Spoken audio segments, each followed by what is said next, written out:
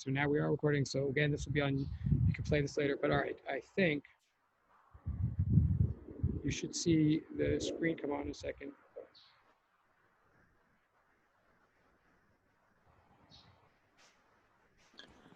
Professor, I was looking for the last week's recordings and I couldn't find them. Where did you put them? Oh, and you know what? That's good. I'll put the link. That's a fair question. And I did put up a bunch of recordings, but I think one that I put up of one of my classes, I think did get deleted or didn't. And so it might be, you might be looking in the right, one of mine did fail and it might be this one and you might be looking in the right place and it might be my fault. But I will tell you, wait, I'll put it in the, but if I didn't, if this one failed, then I'll put it, I'll put last week's again. Although, honestly, we didn't most of it was talking about rules and stuff. I think the real material starts really this week. So I'm definitely going to put this one up and future, but here's what the link, and I know this link this link I think is to specifically one playlist on the YouTube channel, so you have to sort of pop out of that and go to the channel itself. But I do believe this link works. Hold on, someone could verify that in a second. But you may be right that I might have failed with this lecture last week. But all the lectures are in the same place, so if you see any, then you are in the right place. You could tell me if that one worked, or if that didn't work. That, as I say, that might be specifically to a playlist. As weird as these, I know this, I try to make them easy to remember. This one should work if that one didn't, and you could test over. But I definitely will put this one up today. I think there might have been a failure, and I'll definitely check if the last one. And again, someone can check and verify. But what am I doing now? Oh, so I'm trying to get the board.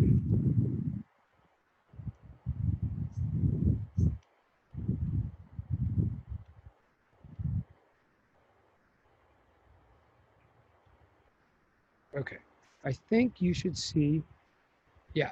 All right, tell me, so again, this took me way too long. I apologize.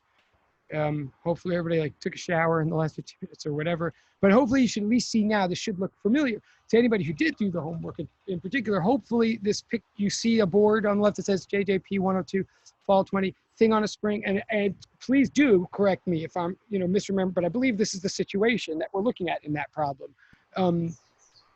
Right, and please tell me if I'm wrong. Now that's not a formal diagram, that's a picture. It's how I always start solving physics problems, and what I really try to do in any picture, even if it's provided in the problem, I always make my own. If I'm solving, if I were doing homework and turning it in, I would include something like this. The primary purpose of the picture is not just to get a loose sense of what's going on. The primary purpose is to use each label as a way to define every single term that's going to be used in all the equations. So all the variables, and I'm about to look in the chat. I see there's something in the chat. I'll get it in 1 second. But all the, any term that you're going to use in any equation or any solution only has meaning if it's defined. And the way it's defined is by appearing as a label in a picture. So I start with that. Oh, sorry, I see it. Okay, the beginning of it. Oh, hello. Hi. So I think this is the correct problem. Again, tell me if I'm wrong. And I believe, and it's supposed to be sort of the theoretical version of what you did in lab or discussed in lab, the very first lab. And I know there's been another, or the very first two, and I know there's been another lab since then we'll hear about. But this is a mass on a Hooke's law, on a spring that we believe to obey Hooke's law, right? So what we believe, what we believe we know about, and please tell me if you can't, you should see a screen that's, oh yeah, oh, the picture is squeezed. Oh, wait, okay, hold on, that's important. Can any of you see maybe this is a misunderstanding that I have all the time. Can any of you see a blackboard that says x equals 0, equilibrium? Okay, I am, but I'm on laptop. Right, I could imagine, yeah, okay. So, oh, great, all right, thank you. Okay, thank you. So yeah, I do imagine, I haven't, I don't know what it's like to be on your side exactly. Some of these things I can test. Okay, well, one thing is my color is too loud. I'll change colors in a second and make it white. That will make it a little bit easier. But I would imagine that anything we're doing in this class is a lot clearer on a laptop than a phone or whatever. If possible, it probably would be better to be on a laptop again, if at worst, perhaps anybody who can't see the board right now can always, once someone verifies that these recordings work, you can always play the recordings on a larger screen, I suppose. But those of you who can, let me just make sure of this. If you can see the board at all, even if it's not, and I know my handwriting's terrible, but if you can see it all, can you see all the way across? Like, do you all see that it says x equals 0 : equilibrium position? Okay, yes. All right, thank you. That's good. All right, and I know that color is not great, but yeah, as the course progresses, we're going to rely more and more on that, right? I mean, I don't think anybody just wants to hear me talk. I mean, we got to see this stuff. So that's what we have right now. I'm saying we're assuming, so this is just still describing the setup and what we know of this setup. We're assuming that we've got this spring that when it's left alone, when you don't put a mass, we've got this spring, one end of it is fixed to the wall. The other end of it is just sitting there. And we put a mass at that end so that we have something to focus our attention on and focus our measurements on. So we've got this mass at the end of the spring. And we put it there and we just relax ourselves and relax it. And we just see where it sits when nothing is happening. We call that the equilibrium position. We call it x equals 0. We're now going to say that anything to the right of that position 0, we're going to call positive. And anything to the left, we're going to call negative position. We could have done it the other way around, fine. But whatever we do, we have to stick with it, be consistent. And we have to know what it is we did. So we're declaring that to the right is positive, to the left is negative. And then we hold the mass, right? When this experiment, so to speak, begins, we are imagining ourselves holding the mass out at this outstretched place of 0.15 meters to the right of 0, 15 centimeters, in other words. Now, I mean, one way to imagine the situation is that you hold the mass there at 15 centimeters. You hold it there so that its velocity is 0. And then someone says, like, ready, set, go, and you let go of this mass right as you click start on some stopwatch, right? Like, that's one way to imagine the experiment that this is supposed to be capturing. One way to imagine it is that you let the mass literally go from this spot of 15 centimeters. And as I think everybody would expect, if you let it go from there, if you let it go from anywhere other than 0, it's automatically going to start moving. It's like letting go of something from above the ground. Like, I don't think that's meant to surprise anybody. And you saw it in your simulated lab last week. It's going to start moving and moving toward the equilibrium position from wherever it is. So in that, and then it's going to do stuff, and that's what we're going to analyze is what it does, like how long it takes to get where. But what I'm saying is the first way you might imagine this problem is we release a mass from 15 centimeters to the right of the origin. And that's why we call 15 centimeters the initial position, x naught.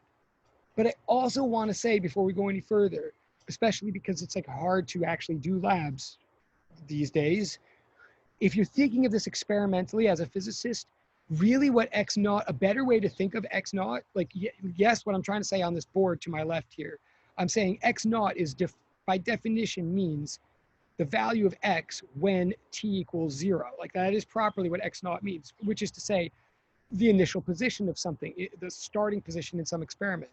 But the best way to think of the experiment really isn't so much the one I had just outlined, but it's better to think of it this way, that there's some mass, you put a mass in motion on a spring and it goes back and forth, and it's going back and forth for a while. It's going back and forth for a while, like it's a very, very nice, big, strong spring with a tiny mass on the end, going, like undergoing teeny displacements. And you walk in while this mass is already doing its periodic cyclical thing. And you, as an experimentalist or as a researcher, as a scientist, you wait for an appropriate, nice moment, like a moment like when the mass gets all the way to somewhere and is just, and you recognize, having watched the pattern, that it's just about to come to rest and turn around and come the other way. So like you wait for one of these turning points, these end points of motion.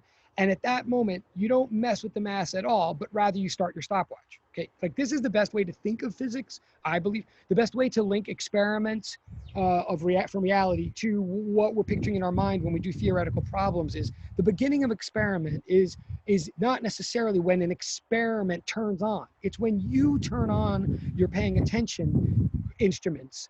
So we think, especially with phenomena like this, which are cyclical phenomenon, we imagine the phenomenon's already been cycling for a while, and we even get sort of used to what that cycle is. And then we walk in and start our stopwatch at some convenient, appropriate moment, like in this case, a turning point. And so what we mean from here on in, when we say that 15 centimeters is x naught, what we really mean is that 15 centimeters is a place where the velocity of the object was 0, where the object was coming to rest, whether it was the beginning of the experiment or somewhere in the middle of a long series of cycles. But x equals 15 is a place where the velocity, that's what I'm trying to say right here, where we're defining x naught to be a place where v equals 0, right? As opposed to the equilibrium position, which is the place where acceleration is 0. Whatever it's worth. All right, someone's in the waiting room. Pardon me, let me just let her know. Okay. Just terminology, but and also experimental design, I guess. But all right, so we have so far that, but that said, we're going to call this from now on, this initial spot, this turning spot, this place, which as you might expect is going to remain the turning around spot for however many cycles this thing undergoes. We're going to call this position here. I mean, you can, oh, it says it, I'm sorry. You could call it the initial position, or you could call it, in this context around, the amplitude position, okay? Meaning the turnaround place, a local minimum or a local maximum where the thing turns around. All right, whatever, too much on that. So we say that, okay, fine. And then the very first question that we're asked, and I'm sorry, this color is bad. Everything I write from here on in will not be in this color, but the first question on the sheet was, what in newtons, what's the magnitude of force exerted by the spring on this mass, okay, at that initial place? Okay, well, I'm plugging in, excuse me, I think I just lost my audio, but the one thing we know about the spring, the one motion that was established in lab 2 weeks ago, is the force exerted by the spring, the restoring force, is directly proportional to the displacement of spring from equilibrium, i.e., this thing from last week, F equals negative kx. This is Hooke's law. So we're just literally plugging into that. This is a plug and chug, it's just to get us used to what's going on. So the answer is negative 200 newtons per meter times 0.15 meters. So we get negative 30 newtons. That's the answer to question 1. That's how the amount of force that the spring is exerting on the mass at that initial position, like at that moment in time, at that point in space. The very next moment, when the mass is like an inch inward toward the equilibrium, the amount of force exerted by the spring is going to be something completely different. Well, not completely different, but something different, something weaker. One last thing also, that is a negative sign. Strictly speaking, I think the way we've set this up, the answer to this question is negative 30 newtons, which just means a pull in the leftward direction. If it were positive, it would have been a pull in the rightward direction. I think the answer is toward the left.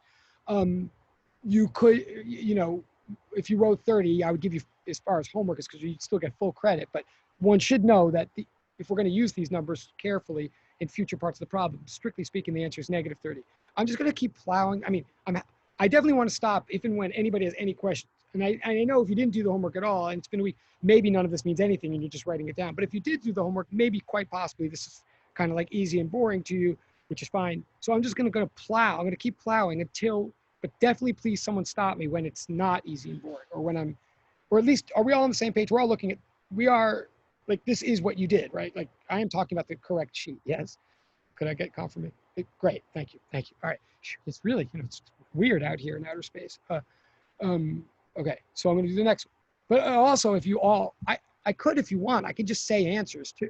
Do you want me to just say, right now, I can say the next few answers just so you have perspective on whether you're doing it right or wrong. And then all of you who actually did the sheet, if you all got the right answers, I can stop. We can move to something else for the moment. Should I do that? Do you want to just hear the answers?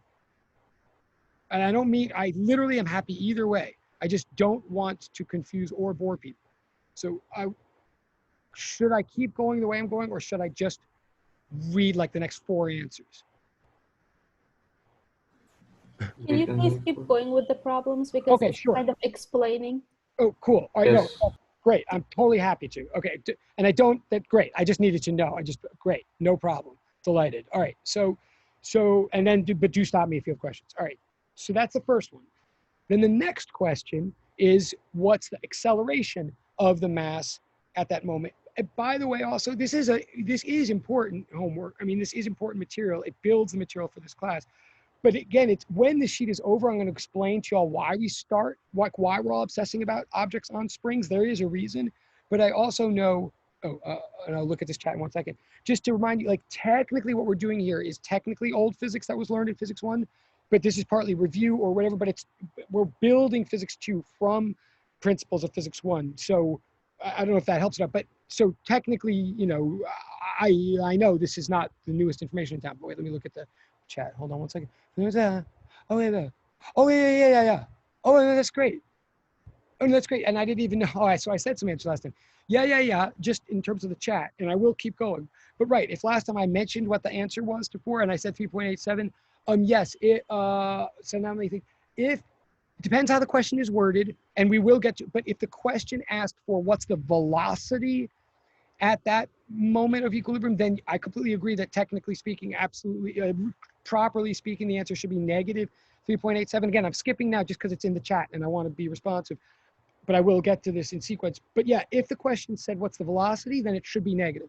If the question just said how fast is it going or what's the speed, then I would leave it as positive. I honestly don't even remember what the question said, but I will get to it when, but you're absolutely right. And thank you for giving me that option of waiting. So I'll get to that more specifically when I answer. That's great. Okay, blah, blah, blah. But the next question right here is asking what's the acceleration, okay, at this very first moment. Notice each one of these questions is particular to a specific place. We don't, all these numbers are like changing all the time. But yeah, if the next question, oh, yes, at still the bad color, but at t equals 0, what is the acceleration of the mass? Well, okay, F equals negative kx. We know that, we were saying that. But what we also know that's always true in physics,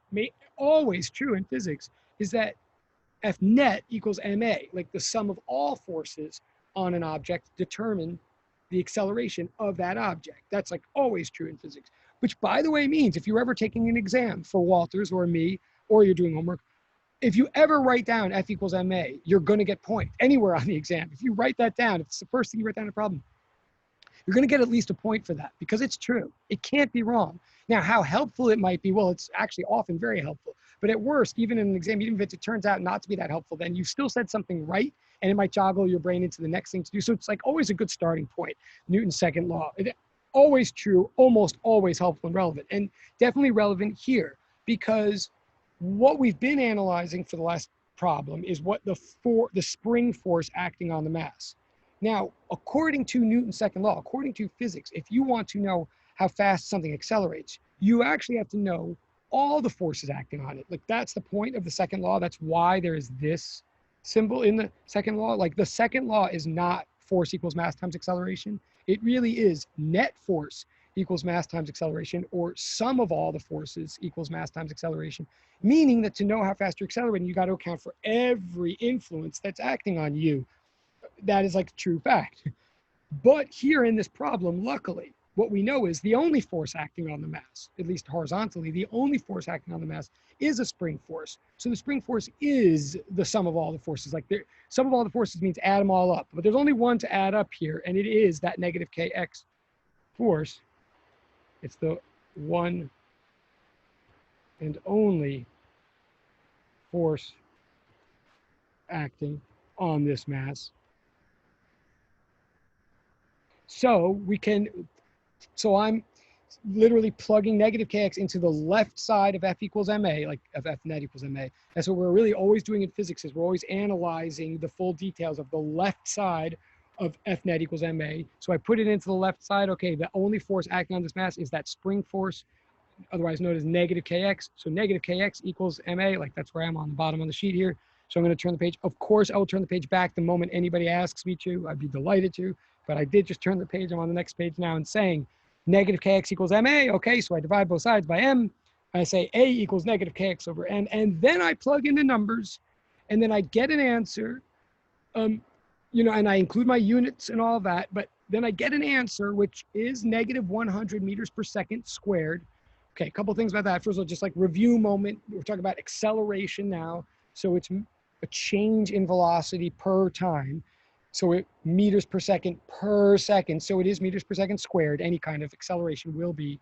This one is negative for the same reason that the force was negative, just meaning it's pointing to the left. It just means this object is So to get this negative sign, what it means, that M is accelerating to the left. I believe it's left according to my picture, but it's accelerating in toward equilibrium.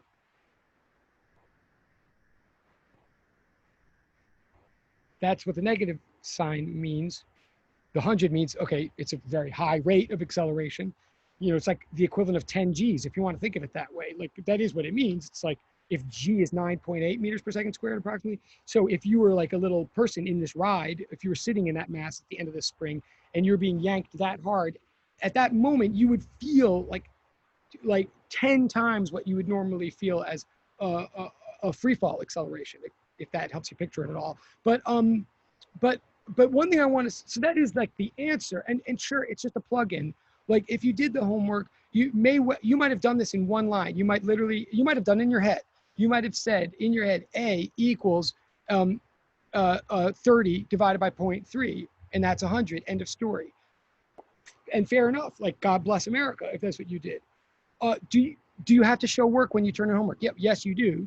Do you on exams? Yes, you do.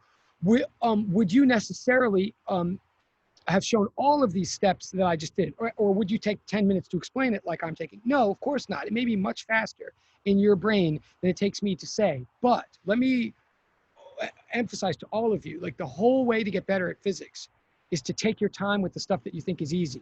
Like the real way to get good, the real way to do physics, what we do in physics is we develop techniques for solving new and unsolved problems by dissecting techniques that already worked for solved problems. So the way to develop tools in physics is to look very carefully at whatever went on in a problem that seemed easy. In other words, even if you did this super fast, just in your head, like you just did negative 30 over 0.3, and you don't think there's much to discuss or show, please recognize that what you did that you should be complimented for is you ran through a number of steps super fast in your head. And that's great, but you did go through a bunch of steps in your head super fast. There's no way you can automatically get to the last step. In other words, you can't skip steps because that would mean you knew the answer before the question even started, which is preposterous. What I'm saying here is this: what am I looking for when I ask people to show work? Especially if you think it's already easy. What I'm looking for is, I'm even gonna write this down right now. Actually, wait to make this clear.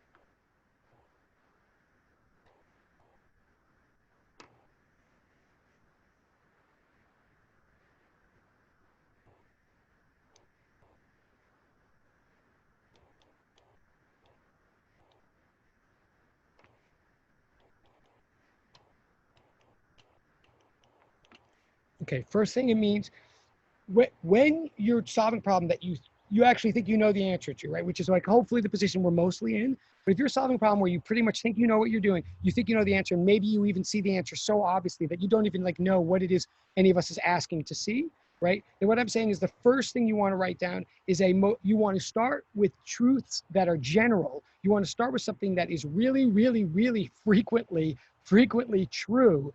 And then you're going to move from that to something that is particularly relevant here. And you'll see what I mean. But that means, for example, you always start with triple equal signs. You start with definitions, or you start with laws, things that are just true across the board. Then you apply them to the specific situation. Sounds very obvious what I'm saying, except this is not what people do when they're this advanced in school. People get into a habit that they don't realize of always trying to start with what's really very relevant and then trying to make it true, because you're always sort of trying to figure out people try to jump right to whatever they think the question's trying to get at, like whatever homework they were supposed to be applying. So people tend to start from what's relevant and then move toward what's true. And that's where they get into trouble. I'm saying, first of all, start with what's true, like a definition or a law. And again, even if you know what the answer is, this is what you write down first, a definition or a law. In other words, start with triple equal signs. So the first thing I write when I'm doing one of these kind of things is I write, sorry, I totally lost my train of thought. Oh, but yeah, like in an old physics problem, I might, if someone's asking for average velocity, I would start by saying average velocity, triple equal sign, displacement per time. Then I would start plugging in what the displacement and time are to get the answer in a double equal sign for the problem at hand. So what I'm now saying is step 2, how does show work? Step 1 is this, start with most general and prepare to move toward what is particular and relevant. Start with what's most general and most true, move towards what's particular and relevant. But then next,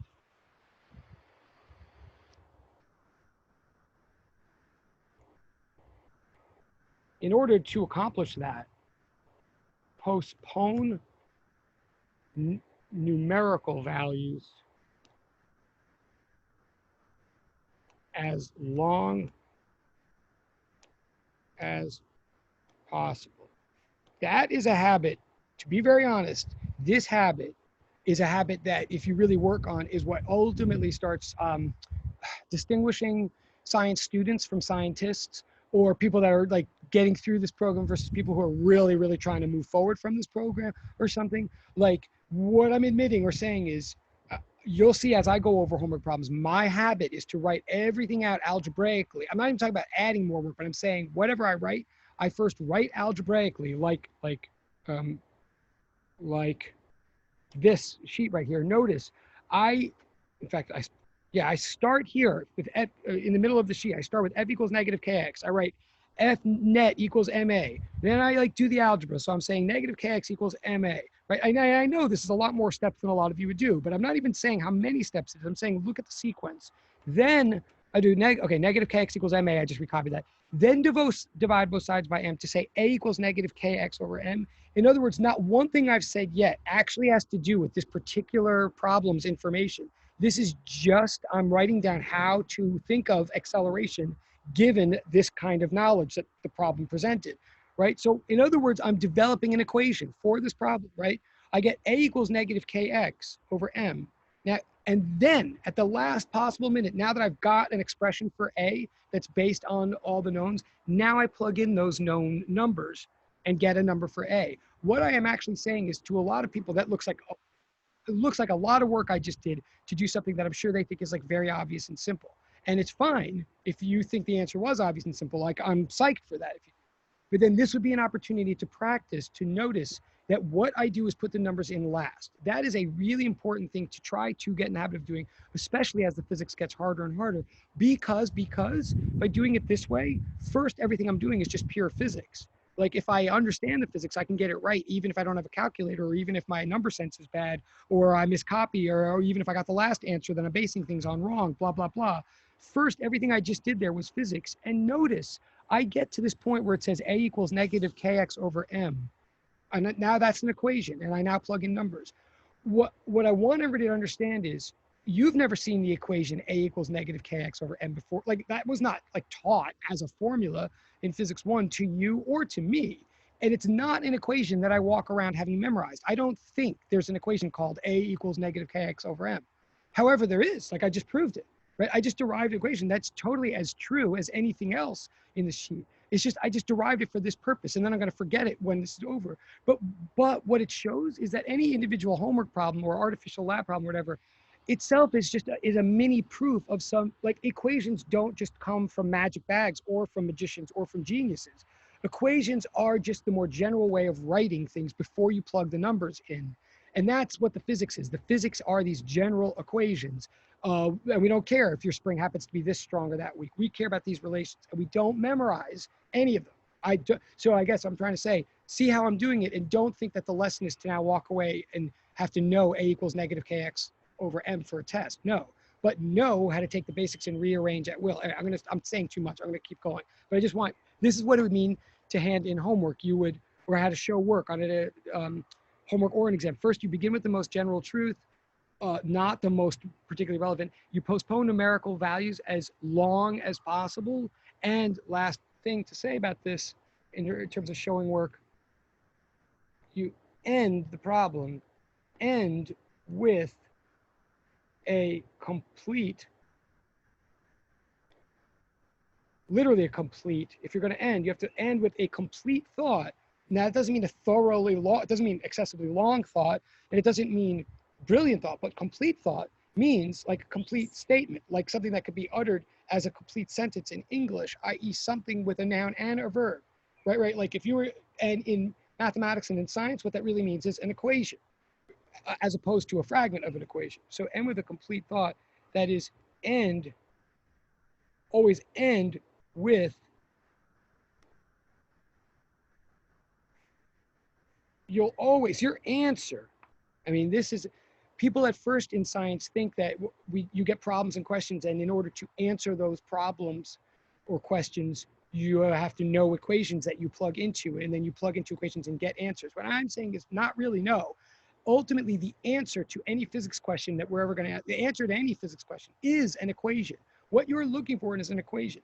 In the most, because an equation is a complete thought. This equals that, as opposed to like that, which is not a thought. Anything you answer, so even this last question, which I know I'm like beating with a sledgehammer just to make a point, but this last question in your mind, you might just literally, you might have just thought, okay, it's 30 over 0.3, and so that's 100, so that's it. What I'm saying is no, what you really thought was, all right, force equals mass times acceleration. So acceleration is force over mass. So in this case, acceleration is this many numbers over that many numbers. So in this case, the final answer is the acceleration of this block is negative 100 meters per second squared. Like the final answer here is A equals negative 100 meters per second squared, happens to have a number in it.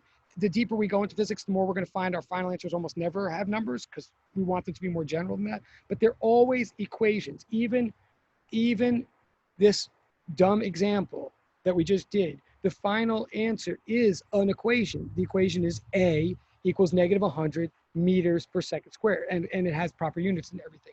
Please, so bottom line, how to do work means you start with a triple equal sign, and you move through some double equal signs until you have some double equal signs that might have numbers in them, and then you end with a double equal sign that might have a number in it.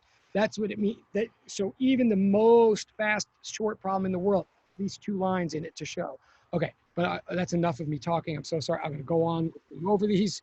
But again, if you haven't turned in the homework, this is like how to do it. You still can. If you did turn it in, you can turn it again according to these instructions. But okay, so now back to the program. Did we already do the program? Oh yeah. So we got question number 2 was what's the acceleration at x naught equals 0.15. Now we're on question 3 at the next question, and I will pause for questions in it, but the next question is at x equals 0, what is the instantaneous acceleration?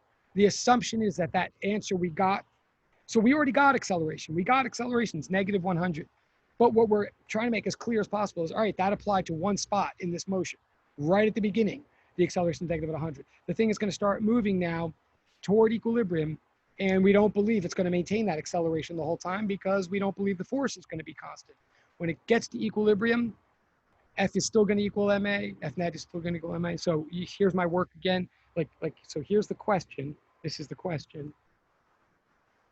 And again, if I were handing in homework now, I would write something like that at the top, like like the English in the homework sheet was long and involved, but in short, what it means is at x equals 0, find A. Okay, so that's a question. If you handed in your homework and you wrote something like that, I could immediately tell what you're doing, even if I didn't have the sheet in front of me, which is good. In other words, this physics like stands on its own merits if you do it this way. So then, all right, I'm solving for A. So I write F equals negative kx, and F net equals ma, again, just like before. So I do the same thing as before, negative kx equals ma. But here we're asking about the position x equals 0, right? Like here, x equals 0, just by hypothesis of the question. So mathematically, I plug in 0 to the left side, I get 0 on the right side. Physically, what I'm saying is equilibrium position is that place where the spring is relaxed by definition. So the spring is not doing any pulling or pushing at equilibrium. And since the spring is the only thing that could ever be doing pulling or pushing in this problem, the mass at the center does not accelerate. Its acceleration at the equilibrium is 0. Like that's the answer to that question. So A at, like at x equals 0, A equals 0. Whereas what we found before, just to note, at x equals 0.15, well there, A equals negative 1,000, we're saying. We're just tracking the motion of the spring. We good so far? I'm not saying that, and I'm trying to I'm trying to make this seem really, I know this is not interesting, but I think it becomes interesting. I don't think it's terribly interesting yet, but is it clear so far? Are we cool? Like, can I get it? Should I keep going? Are we good? Yeah. So lonely out here in space. I'm gonna keep going, bro. Can I get some kind of yes? Keep going. Okay, thank you. All right. So the next question. Oh yeah. All right. Just note this. Well, no, I'll get back to that. Okay, let's just go to the next question. The next question, I'll get back to that. But the next question is, okay, now we've analyzed the very first spot. At the very first spot, the thing was held there at 15 centimeters. It was held there, so it was sitting still at rest. Oh, and notice this. Oh, by the way, I'm sorry. Notice what we are saying so far. Like we're analyzing piece by piece this motion. What we are saying so far is at the very first moment of this motion, at the very first, point in this motion, right then, the velocity of the object is 0, like the object is about to start speeding up and about to start moving in toward the center, whether it's because we just released it there or what. But we're saying it has no speed right at the beginning. And you might think, well, duh, yeah, it has no speed at the beginning. But just to be clear, right at that beginning moment when the object has no speed, right when you release it from speed 0, it instantaneously already has acceleration of not 0. It has a ton of acceleration even while it has no speed. Just please note that, right? Its acceleration is 100 meters per second squared pointing in while it has no speed. This is not a contradiction, but just note it. It's just like if I throw something up in the air and it falls down. If I throw something up in the air and it falls down, maybe I should pause to make this a poll. Well, yeah, I think maybe I will. If I throw something up, so just because I'm talking so much, just to wake everybody up here for a second, I'm going to make this a multiple choice. I have one question for everybody. I want everybody to answer. If I have to make this an electronic poll, I will. But here's my question. And is it a trick question? Yeah, I think this is tricky.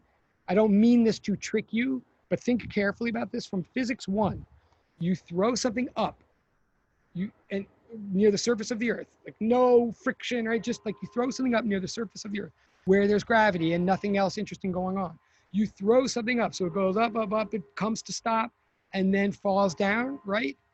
At the very, very top, at that peak place, here, I want to ask you about the acceleration, and the choices are, at the very top, is the acceleration positive, 0, or negative?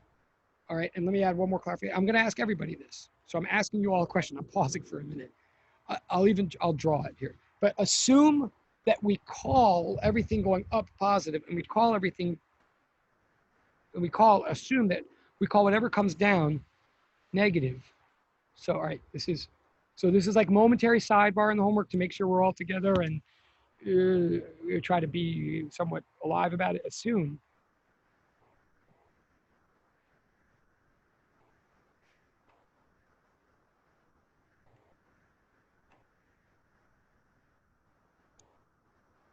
okay. And when I say assume, I mean, in other words, decide, like let's, right? Because sometimes it's useful to do things the other way. But if we just all, so that there's no tricks up my sleeve, if anything that goes up, we're going to call positive. Anything that comes down is negative. So that,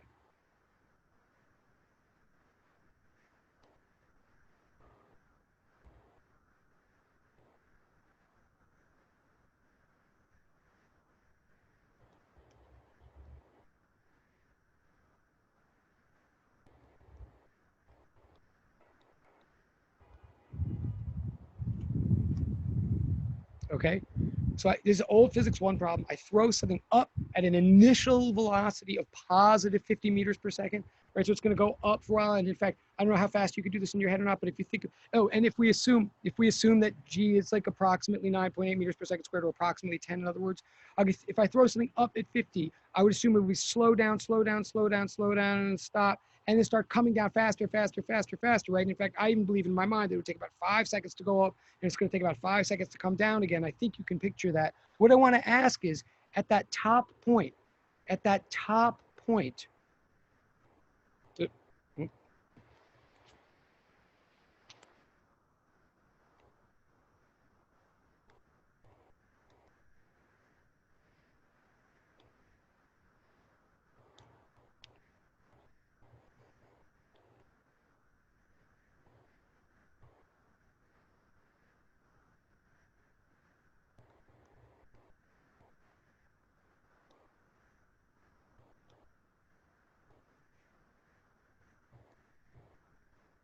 okay, this is what I'm about to ask everybody. As I say, I might put in an electronic poll or something, but I want everybody to pause and see where, and it's not to embarrass anybody or anything like that, but I think it's a fair question, and I think it's a question that requires a little thought.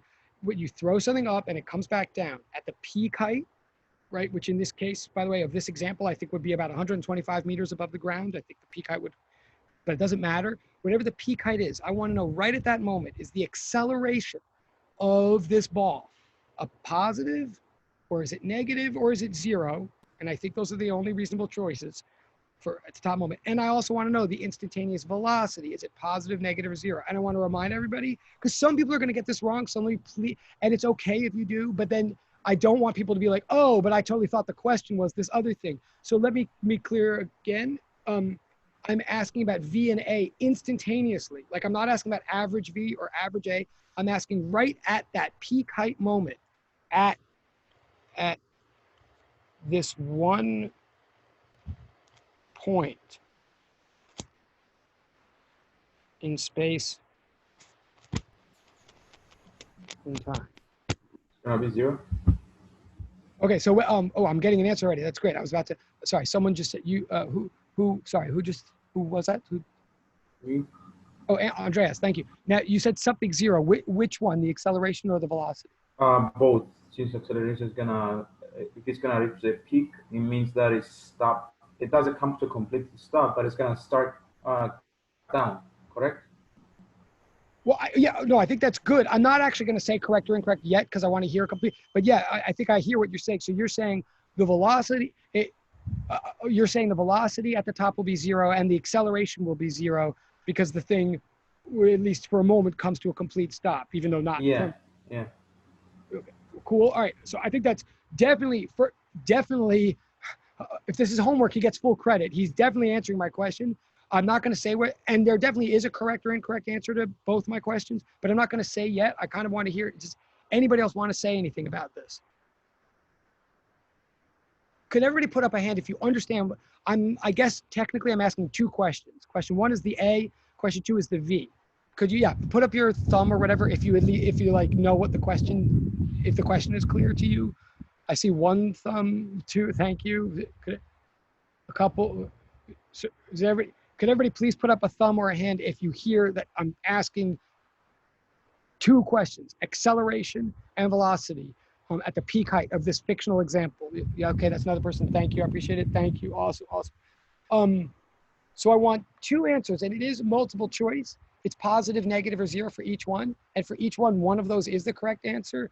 I'm going to actually say, okay, so I just got another, so I totally appreciate it. I just got 2, and I know it takes some guts to say something, especially when I'm saying in advance, like, something might be right, something might be wrong. But all right, another people say, okay, cool. So I got 2 more things in the chat where people agree 0 for both.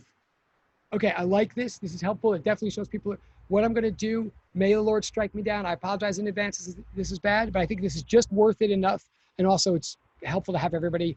I'm going to put you in breakout rooms for like literally 3 minutes. Like, I'm going to put you in for basically just as long enough to make sure that everybody gets in them. I want you to discuss this with each other in the break. I'm saying I've gotten 1 answer so far, like 0 for both. I will tell you this: that answer might be right. It might be wrong. you might say that if that answer were right, I wouldn't bother to waste your time to have you discuss it more. Maybe that's true, but I'll say this about myself. I think it's a good use of your time to have you discuss it more just because I've only gotten one answer so far. I think this question is just tricky enough that there's reasons to believe, like there's a good legitimate reason to believe something else, even if that answer was right. And I want to make sure that it's thought through. So just by virtue of the fact that I only see one answer so far, I'm not saying it's right or wrong, but I'm going to put you in breakout rooms for just a tiny bit of time and then come back and we'll see. But I'll say this also. So what, and a good question, which I think is worth discussing. I see the question in the chat, like, yes, it's at rest, but could velocity be positive? I think that's a good question. I'm not going to answer it just yet. I'm going to put you in the rooms. One last reminder though, this is literally I love doing this because this is what I think physics is. It is simple, but it's not easy, by which I mean, hopefully you'll see I'm asking 2 multiple choice questions, each of which has 3 choices, right? So like it's like a 33% chance of being right on each one, but to actually be right on both, if you think about it, just by pure statistics, to be right on both, the chance is 1/3 times 1/3, 1/9. So like just by dumb luck, there's an 11% chance that any particular answer that anybody chooses is right. So it's hard to get this right by dumb luck, just by virtue of there being 2 questions, 3 choices each. So I'm going to put you into the breakout rooms to discuss this for a couple of minutes. We're going to come back. I'll say the answer and I'll show you why it's applied to this spring thing. But a lot of what we say about springs, we're going to contrast to what we remember about gravity. So it's good to have the gravity thing straight. The breakout rooms are coming. And please do talk. The purpose of it is so you can talk freely without me eavesdropping. So please do take advantage. I'm putting 3 participants in a room. And please go the minute like it's assigned. I will not bring us back until everybody's in there, but then I will pretty quickly. Okay, go. Wait. Yeah, you should see it, and you should go the minute you see it. Great.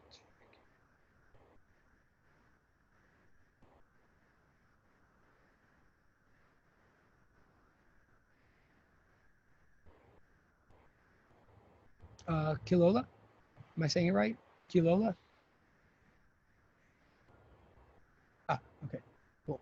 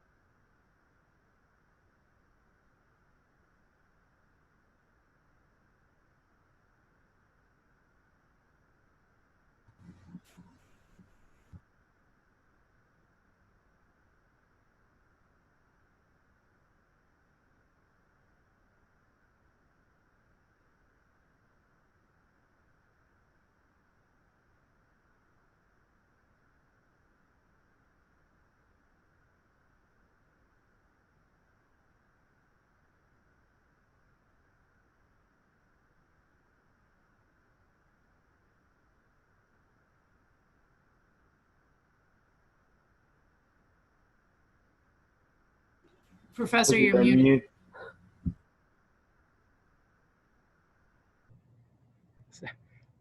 Can you hear me now? Sorry.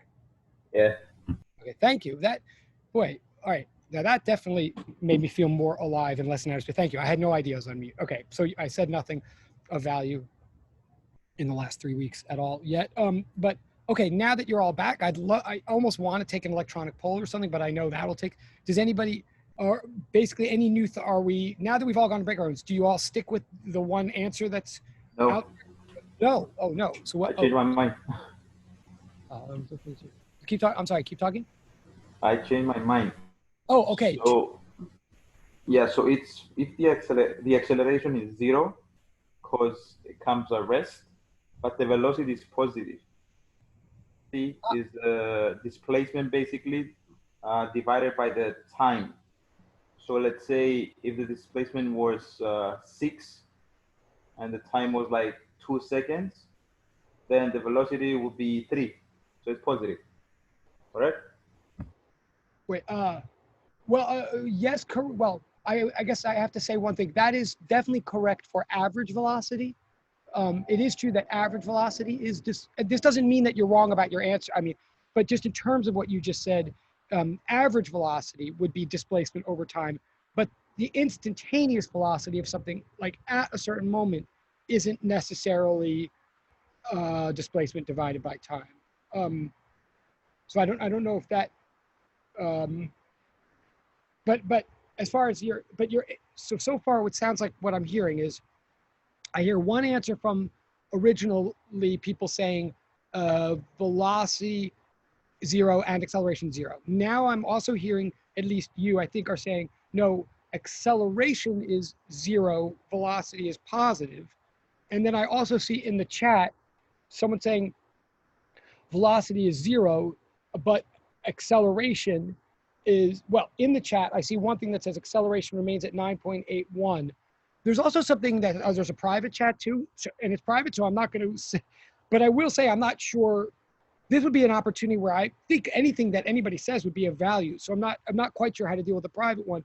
But I'll say about the public one in the chat, well, I don't know what the right answer is. So anybody that says anything seems to have a valid point to me. But in the chat, it says the velocity is 0, but the acceleration remains at 9.81. I just want to say that's yet a third idea now. Like, we at least have 3 votes out there. But on that one, I just have to ask for clarification. If you say the acceleration remains at 9.81, would that mean, since our 3 choices are positive, negative, and 0, so I guess I'm asking Tiffany or anyone who, especially anybody who's in Tiffany's room, when you say acceleration remains at 9.81, what would you say then is the answer for acceleration, positive or negative or 0, according to the way we've set up this problem? You see what I'm asking? Oh, wait. Okay, so I'm looking in the chat. I see 2 things in the chat that are relevant, but we may be across, like, and everybody can see the chat, right? So this is, what I'm about to say is not personal to Tiffany, but if you see what Tiffany wrote, which is great, totally relevant and great, I need to turn it into a vote. Like, the question is at the top is velocity. And again, I really might make this an electronic poll in a second if that's going to make it more concrete, but our choices are positive, negative, or 0. So could someone translate the Tiffany vote into a vote? Like, I see velocity 0, okay. But then am I supposed to believe acceleration is positive 9.81 or negative 9.81? That's my first question. Oh, does anybody see what I think I'm gonna actually make a poll. Hold on.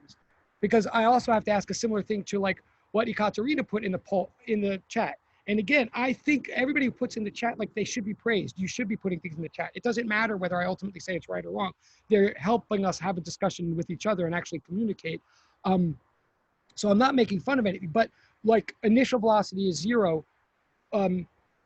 I take it that means instantaneous velocity at the top is 0. And that may or may not be true. That would be half of what I'm asking. I'm asking, what's the velocity and what's the acceleration? I think I'm going to pause and actually make a poll for a second so that everybody can actually vote on this.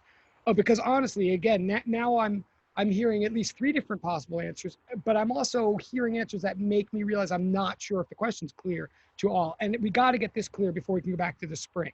We just have to have our terms straight and everything. So bear with me for a second. In fact, I'm even going to say, if everybody wants to take a 2-minute break or talk amongst yourselves or walk, feel free. I'm going to make a poll right now to get to the bottom of this, and I'm going to want everybody to vote. And it's not a criticism. It's just I see where we're at. So give me a second, if I can, which I think I can. Yeah.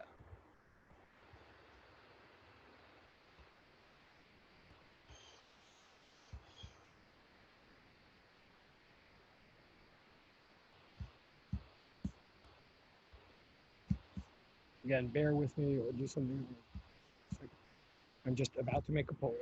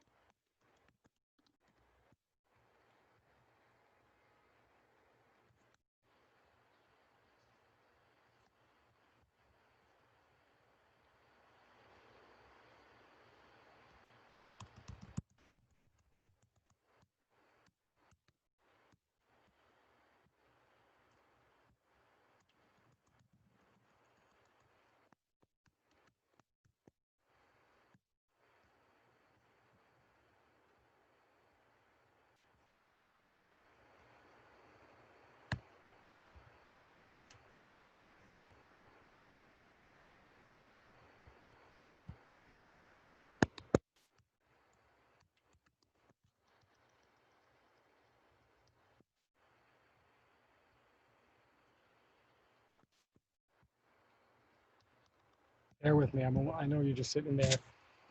Again, I hope you took a 5-minute, but bear with me. We're almost there. I think this is worth it, honestly. But I might be wrong.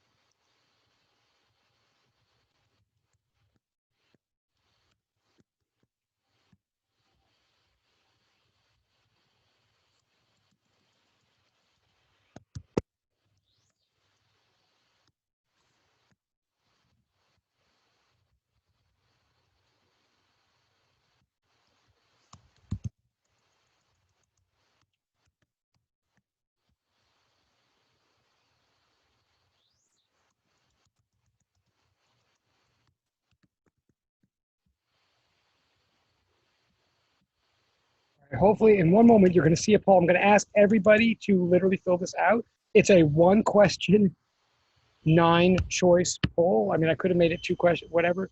but you'll have to read it carefully, I suppose. But I want everybody to vote. There's no reason not to vote, and there's no choice but those choices. It's going to be anonymous. It won't matter. So I won't see your names. I will just see whether you've done it or not. Okay, I think it's about to go out. Bear with.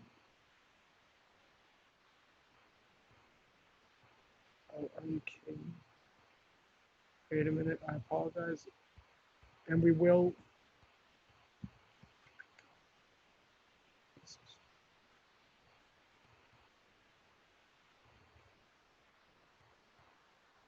Okay, this should now work. It should work. I will look in the chat in a second. Are you kidding me?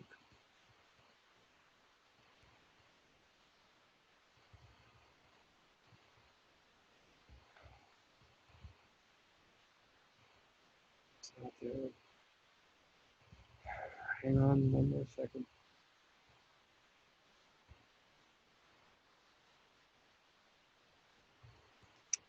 It's not refreshing. Hold on. Well, okay, I'm gonna look at the chat for a second. I'm gonna give it a moment to populate. Hold on, but okay, now I'm looking at these ads. Good. Well, I do appreciate that during this time, people definitely address the thing I was just asking. So I see in the chat, acceleration would be negative, I think. Okay, that is definitely an answer. So first of all, let me thank you. Like Tiffany said these things in the chat. I asked for follow-up on one of them. I'm totally getting the follow-up. Like it does show that we're communicating the same page. So now, and then we have the acceleration 0. Ah, okay. And now, actually, let me say this. What's good about what's happening now is I'm still going to launch this poll as soon as it works. But now, at least things are starting to get more concrete to me. Like this is starting to resemble what I once upon a time would call a board meeting discussion. If we were in a real room, having an easier time doing this. Like, please note, I'm asking a very simple question, meaning like the scope of the question is very tight. There are very few parts and very few complexities to the question, which is why I sort of feel like everybody can have a chance to access it and like think about it. Like it's a very simple question, as all good questions in physics should ultimately be. It's a question hopefully we can all picture, and it's limited choices, but there's definitely something slippery about this question. It is intrinsically tricky. Like it is worth spending time on. It's something that you could have glided through physics 1 and sort of like never wrestled with this and kind of therefore always be feeling like you were skating on thin ice.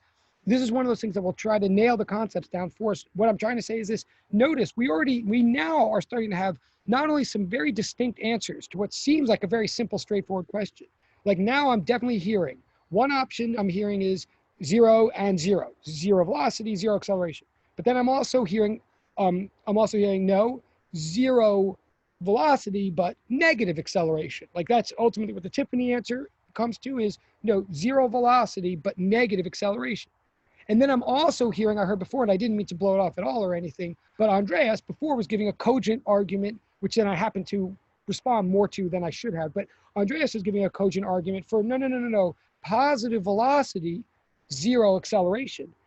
And when I say cogent argument, let me say now the chat is evolving so that people are not just giving me concrete, actual answers to my question, but they're starting to give reasons, which are pretty persuasive. Like Andreas did give a reason, and I did quibble with one part of one of his reasons, which was obnoxious on my part, but it didn't actually mean that his reasoning was all wrong at all or irrelevant or anything. He was giving reasoning. Now in this chat, I'm starting to see reasoning too. Like people are saying, well, the object is at rest. So that means, like if it's at rest, that must mean something. However, some of you seem to think that means A equals 0, and some of you seem to think that means V equals 0. None of you should be ashamed if it turns out you get this wrong, but everybody should appreciate this is what's hard about physics, not crunching the numbers or not doing all the crazy math. Once you know the math, what's hard is actually these fundamental concepts and the meanings of them and getting them straight. So I insist that this is worth it, and I hope just the mere fact that everybody's paying attention is worth it itself. I'm going to try this poll again. Because with the polls, once you write them, it always needs time to. It's not refreshing in my. Good God, it's driving me crazy. But I do want to do this poll. But there's 9 different possible answers, and I've now heard 3, and I've heard good reasons for them. And we could keep debate. If I can't do the poll, we're just going to debate for a second. But I don't want to shove the answer down your throat because it's not going to mean any. None of this is worth it unless it is. But why can I not launch this poll? I'm going to try it one more time. In fact, here's what I'm going to do.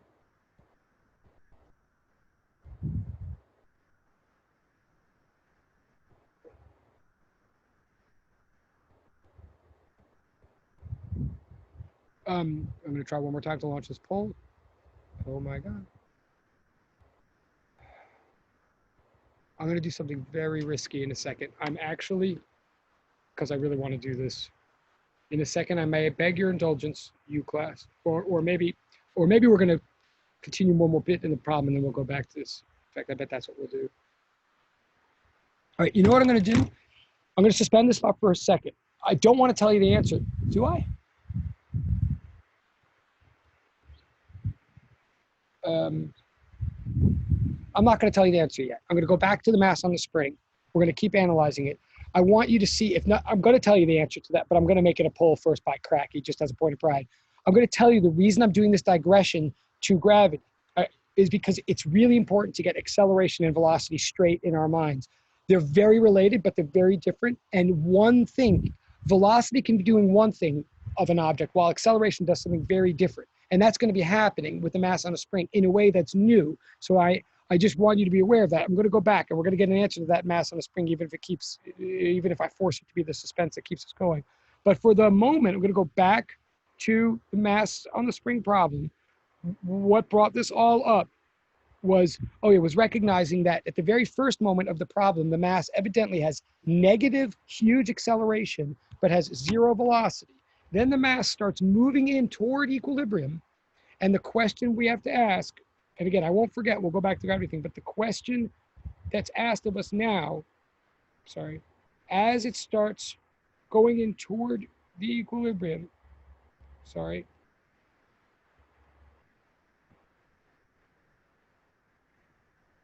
well, the question that's asked is, what is the speed of the object when it reaches the equilibrium position? Like this next question, question 4, is at x equals 0, what is v? Okay, and this is where I do say that the answer is approximately 3.87 meters per second. I'm sorry, can someone tell me, by the way, the actual question, question 4, which we're now up to, can you tell me, can someone read the exact wording? Like, does it ask for speed or does it ask for velocity? In question 4. Ask for speed. Okay, thank you. All right. So just to be, so if it's asking for speed, that means it's just asking for how fast it's going. So it's not asking for direction, just happens to be the case. Okay, so whatever answer we get, we're just only going to need the magnitude, the absolute value of it. And so that answer is going to turn out to be 3.87. And and how you do it is energy conservation.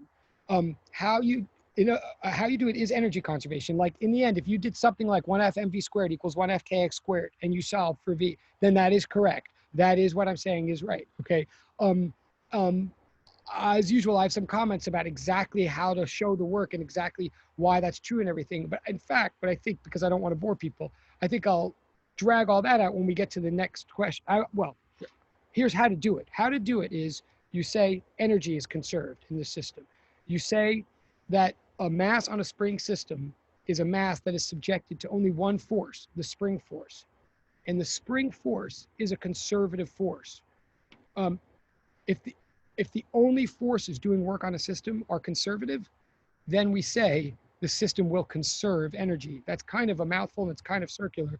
But what it amounts to for the moment is I'm saying this mass spring system conserves energy. What that means to me is the total amount of mechanical energy that the system has at any one spot is the same as what it has at any and every other spot. Excuse me for a second. Okay. Energy conservation means the energy is constant. I mean, I know everybody knows that. It means the energy doesn't change. But let's be specific, because for a number of reasons, let's be specific. When we say that a system conserves energy, what we mean is no matter what place you look at, no matter what position you look at, the total amount of energy is always the same. That's as opposed to saying a system conserves momentum, which means that the total amount of momentum is the same no matter what moment in time you look at. Like it's two different concepts. How do we know So I'm going to use energy conservation here. And at the end, I'm going to answer how you would know what, like why I'm allowed to use it is because this system conserves energy. How I know to use it is frankly, because if I keep using forces now, if I keep thinking F equals ma and F equals negative kx to solve this next question, everything I say about F equals ma will be correct. Everything I say about F equals negative kx will be correct, but it won't get me what I'm looking for here because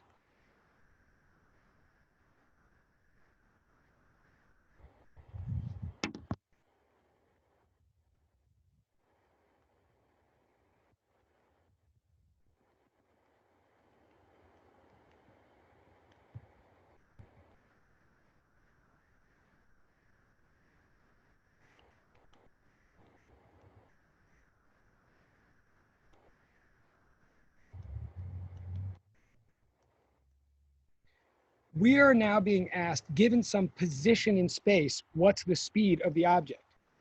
If we had been asked something like at a given moment in time, what's the speed of the object, right? Then we might think to use something like v equals at plus v naught. We might use some AV equation from physics 1. But we're not being asked anything about time here. We're being asked about a speed at some particular position. The assumption is that if you know the position, you know the speed. If there's a relationship between speed and position, nothing about acceleration per time or velocity per time or forces per time is going to help solve the matter. If and whenever you know the speed at some spot and you're being asked to find the speed at some other spot, that's when you use energy conservation. And that's what we're doing here. We're using it because forces and accelerations won't do anything for us anymore. So we go to the next chapter of physics, in effect, and we do. So I'm saying, thus, use energy conservation. Okay, and so what it means to use energy conservation, what it means to use that to solve a problem, is to say the total amount of energy at any one spot equals the total amount of energy at any other spot. And what's total amount of energy? It means the entire sum of all your potential energy plus all your kinetic energy. In other words, here, right here. I'm saying this is how I do conservation of energy in physics. Conservation of energy means the total amount of energy at any one spot is the same at any other spot. And again, I'm saying spot, like as in point in space. We're comparing one point in space to another for doing energy. And total, so capital E stands for total mechanical energy. What does that mean? It means all of your kinetic plus all of your potential energy. Okay, that's what. So the sum of all of the kinetic plus the potential at any one spot will be the same as the sum of kinetic plus potential at any other spot.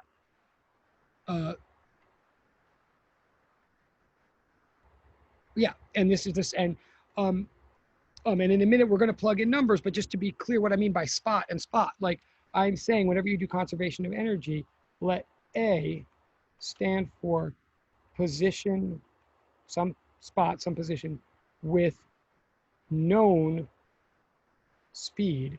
So A is some spot in the motion for which you know the speed at that spot, the instantaneous speed. And B, by B, we mean some other spot. B equals some other position with the unknown speed, with the speed that you're solving for. Okay? So in this case, the known spot, for example, is that spot x equals 0.15 meters, the amplitude position, where the whole thing started, because I know the speed there is 0. I was told that in the problem. I'm going to say, since the system conserves energy, that all the energy at that spot must equal all of the energy at any other spot, most particularly the one I'm looking for, spot x equals 0, the equilibrium position, where I want to know the speed. So I'm setting the total energy of one place equal to the total energy of other place. Now I'm going to start filling in. Kinetic energy is always 1 FmV squared, always. This is the next. Whoop. Oh, sorry. Pull out a picture. Now I'm saying this.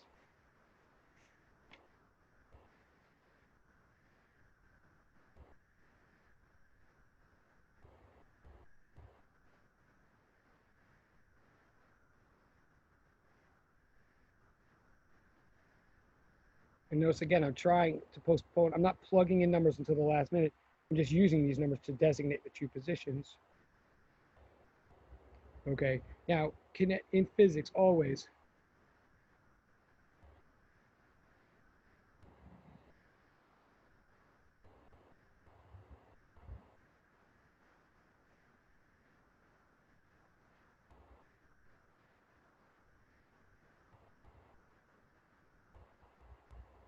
kinetic energy of an object in classical physics is always 1/2 mv squared. Specifically speaking, kinetic energy is the ability to do work by virtue of motion, right? I mean, I will talk about this in more detail. I think I have to, but remember, work is transfer of energy. Energy is ability to do work in physics. Work is transfer of energy. Energy is ability to do work. Um, um, uh, uh, and if you have work to do work on, well, I don't want to get into the whole discussion right now, but kinetic energy is always 1/2 mv squared in physics. Technically, that's reviewed from physics 1. Again, I am actually going to explain that again, why that is, but it is true. And potential energy is complicated. Potential energy differs from one system to another. Like the potential energy due to gravity is one thing. You might know it as mgh, or you might know it as gmm over r. But the potential energy due to a spring is another thing.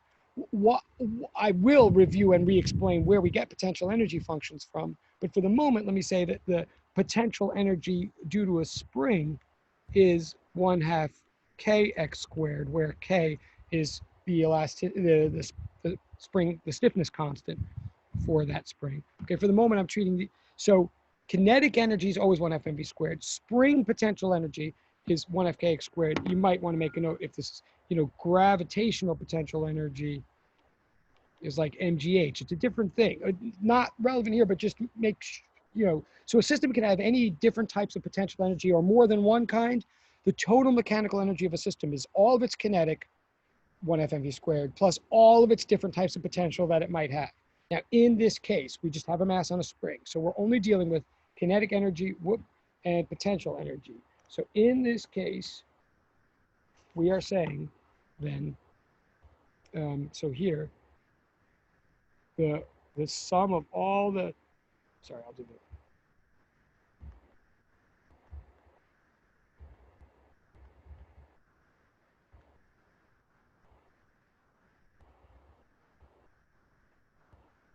And again, that subscript x equals 0.15 is just my way of saying that whole term specified at that location. Like, I don't know how, I could say x equals a. I don't know how else to say it, but equals, that whole thing equals the 1/2 mv squared plus 1/2 kx squared at x equals 0.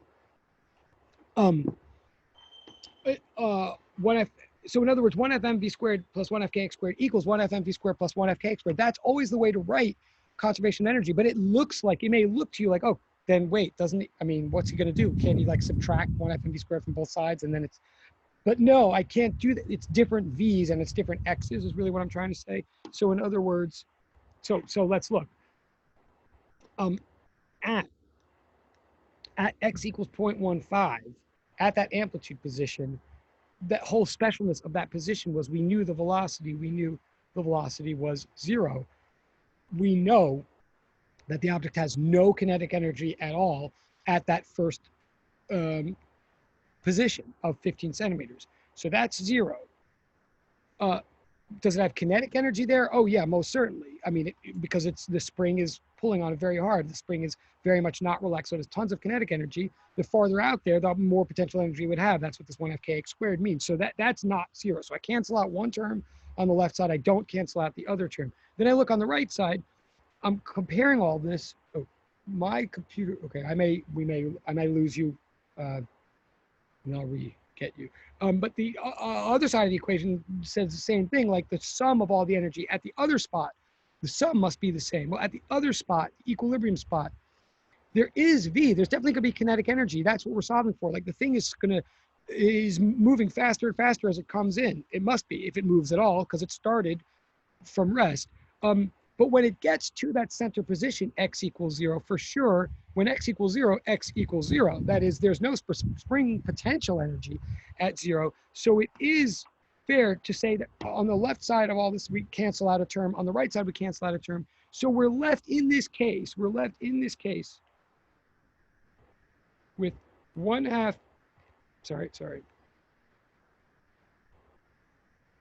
1/2 kx squared at this spot equals 1/2 mv squared at this other spot, right? This is now going to start looking like what many of you may have written down. I'm sure many of you, if you wrote anything down, to solve this, you might have just written down 1fkx squared equals 1f squared. That would be correct for this problem. I think that it came from somewhere. Like, I don't think that's an equation anybody should memorize. Don't memorize the equation 1fkx squared equals 1f squared, because it's not actually some fundamental truth. What's true is that total energy over here must equal total energy over there for a conservative system. So now in this case of the system, when it happens that there's no kinetic in one spot and there's no potential in the other, we can say the total amount of potential at the amplitude position equals the total amount of kinetic at the equilibrium position, because in each case, there's only one type of energy happening. Okay, so then I can divide both sides by, I'm talking fast because my computer battery is about to die and I'm about to have to plug it in, pardon me, but I will. But I can now divide both sides by the 1/2, oops, sorry.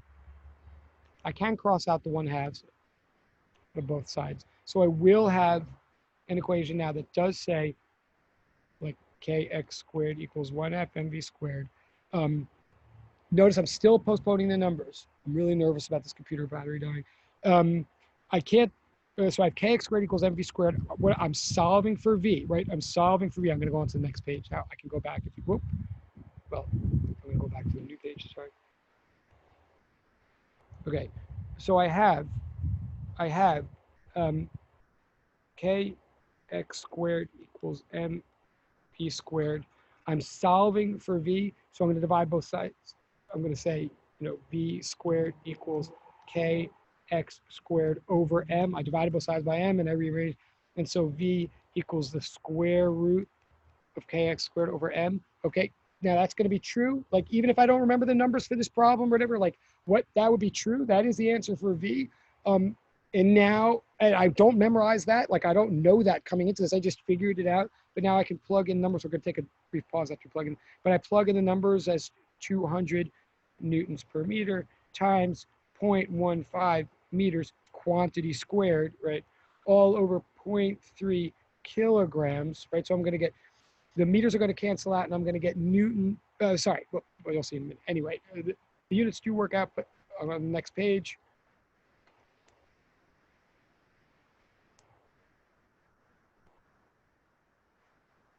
I'll show you the units in a second.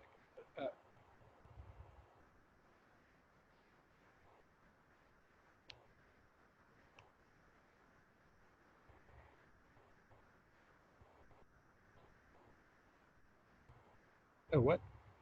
Oh, yeah. Am I doing it wrong? No.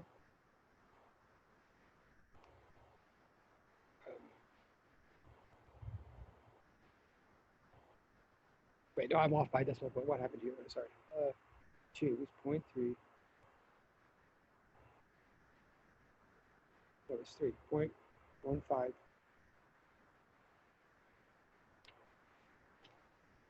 I'm definitely making that.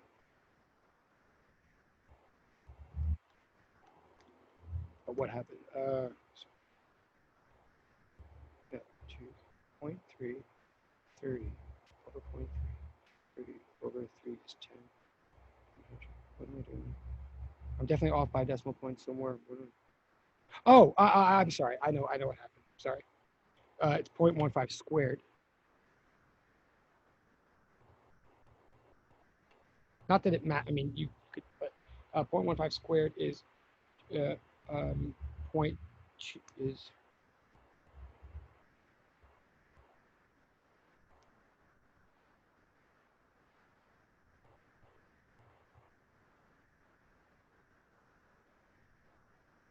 you're gonna have to check this one. Pause in a second.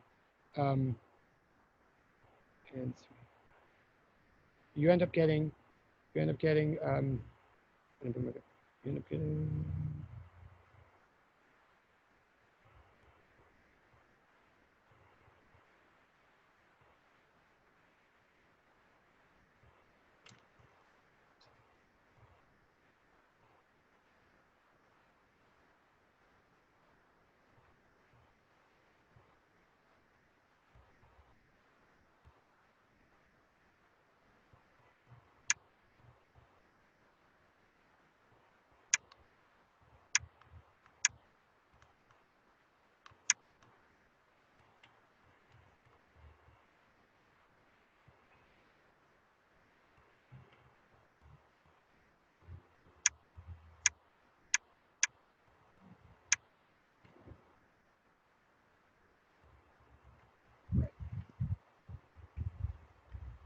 Sorry.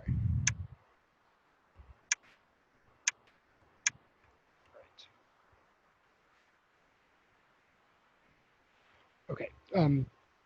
So first of all, I'm going to pause for a second. I'm going to have to plug in my computer in a second, but this is the answer. What I'm really trying to, I believe, you could check the math or tell me if you think there's something confusing or wrong here. I guess the moral of the story is that it is energy conservation. I would think that once I say it's energy conservation, a lot of people could get it right, but they might not know how or why to use energy conservation. But the other lesson is, don't memorize 1f mv squared equals 1f kx squared. You're going to see in the very next question that if you just begin with 1f mv squared equals 1f kx squared, you won't get the right answer for the very next one. And we are going to do the next one. And then that's where we're going to stop with the sheet and go back to the gravity pull and to the unthingy things like I haven't forgotten, but we're going to, but is this okay so far? Like, are there any, I'm going to plug in my computer, but are there any questions on this so far? I'm going to try to plug in my computer.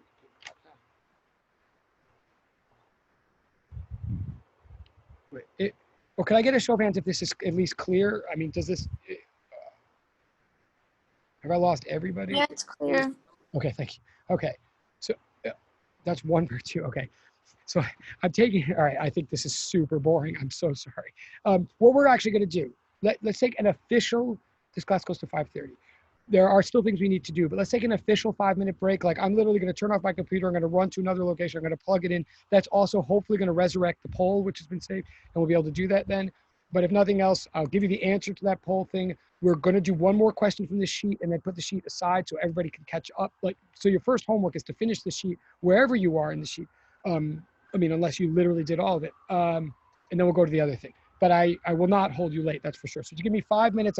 Let's all like leave for 5 minutes. And I'll see you back in 5 minutes. And sorry about that.